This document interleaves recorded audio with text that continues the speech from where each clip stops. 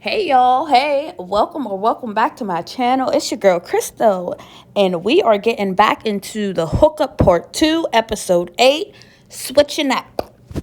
And y'all, I'm gonna be honest, I noticed Now That's TV, they have a thing for starting a show and not really finishing it, like making it into something else. I hope they don't do that with the Hookup.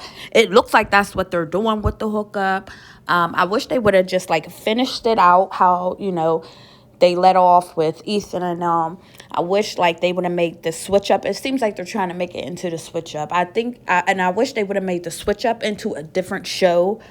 But let's get into this review. So we open this episode with Slim taking Nola where she didn't want to go. Okay, tore her down literally, and Nola tells Slim to stop pulling her hair. Pull hair whole time. Nola tells Slim, and then she tells her, okay, well, I ran up on you, so you can run up on me. They go another round, and Nola ends up bloody, leaking. Wow, no bars, okay? Amir says something that ends up triggering Nola, and she clocks him like, wait a minute. Wasn't your hair just on the floor? Like, don't say nothing to me, y'all. And Amir starts talking about, no, my hair wasn't on the floor. What hair? Baby, you do Lulu. And of course, Now That's TV shows his hair on the floor. Okay. They take us back to Chastity choosing YBZ over Dawn. And he respects it, but he lets her know regardless, he wants her. And to me, Chastity really wants Dawn. Like, girl, if you want a burger, eat a burger. If you want a french fry, eat a french fry. Pookie lets the couples know there's a challenge to do. And they should have made her the host from the start instead of trying to like get her to fit in with other couples. I don't know. But the challenge is to do the most seductive dance. Chastity and YBZ go first. Then it's So Unique and Sumo's turn. And So Unique surprised me, y'all. She was popping that loose booty left and right, okay? Then E.T. gagged me. I think she won because let me put my legs straight up in the air and start rolling my body. Okay, dirty whining on the dance floor. E.T. ate that for me. Kay dances for Phil.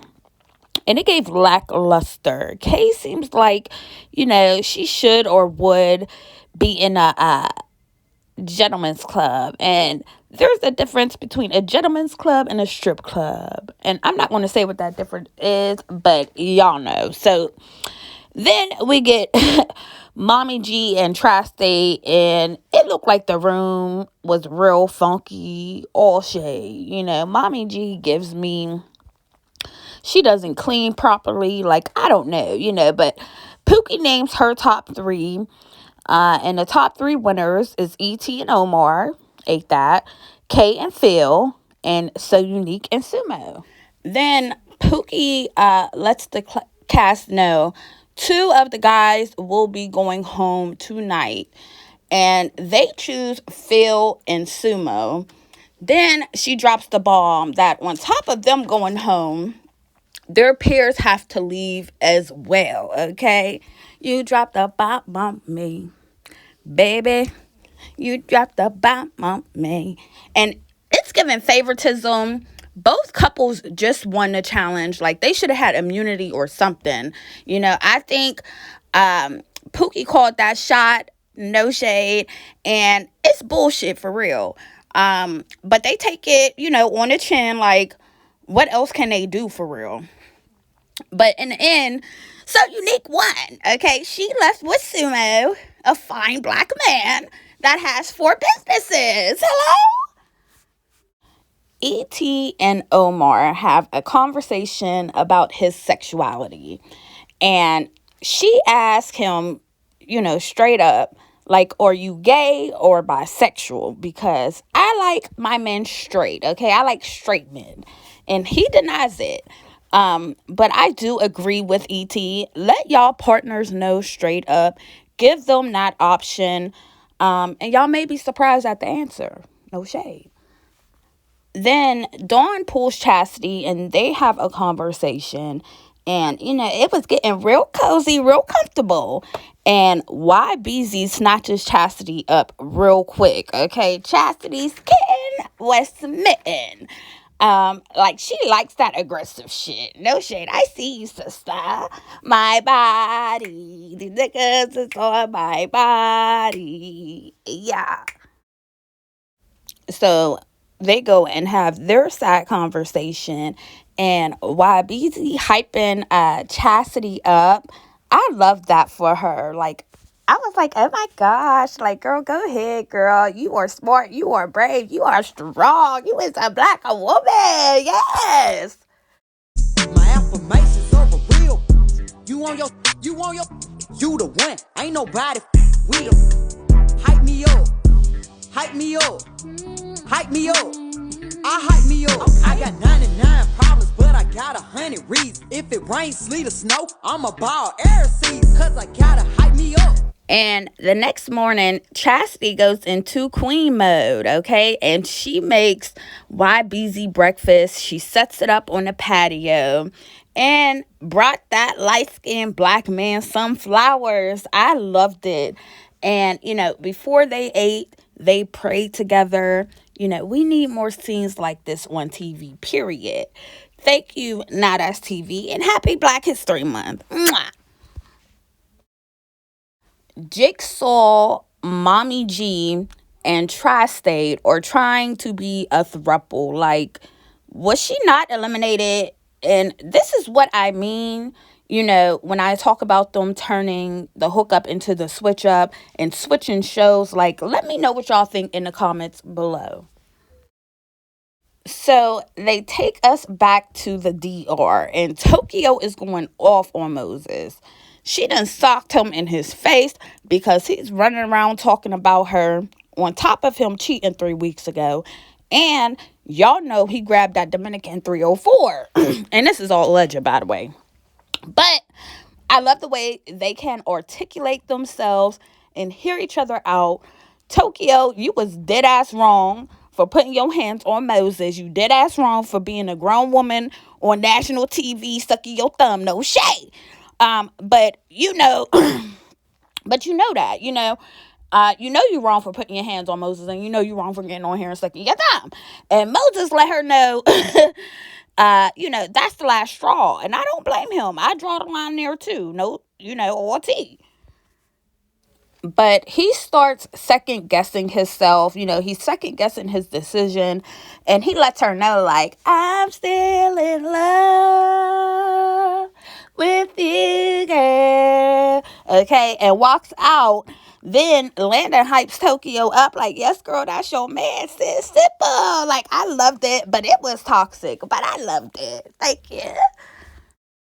So the face is up eating a healthy breakfast. Thank you. And, he goes to confront Nola. But Nola is the type of female, she always has an excuse. She's always going to manipulate the conversation and make it someone else's fault. And that's exactly what happens, okay? Then she tells him to shut up and give me a kiss. Like, the face needs to switch up on Nola, because if the opportunity presents itself, she's definitely switching up on him, and don't let it be Levi, okay? But they leave together like child. By Yzma will be back with a new plan in part 3. I'm calling it now. The guys are talking, and Landon tells Kelvin, they got more people coming and he needs to choose up. And, he's supposedly waiting for E.T., but you in a room with 3 Dominican 304s. Hello, allegedly. What's that tea, Kelvin? Isaiah starts spilling tea, saying Slim didn't give Levi none of her cootie cat, okay? Because that's to do with my cootie cat. Okay? And Levi says they just cuddled, but he alluded to her giving him that 90. Ooh, got that 90, 90, 90. How she come through singing that body. Yelling, who gonna stop me? You ain't never gonna clock me. Okay? And I agree with Pootie. You ain't got a lot to kick it. If you gave him the cootie cat, you gave her the cootie cat. No shade. So Tokyo's talking to Shay. And Shay says, she wants to pursue Ray Face outside of the show, but they haven't had relations yet. Then Slim joins and they talk about her squabbling with Nola, okay? Then Tokyo starts asking her about Levi and Kayla and, why would she have relations with Levi?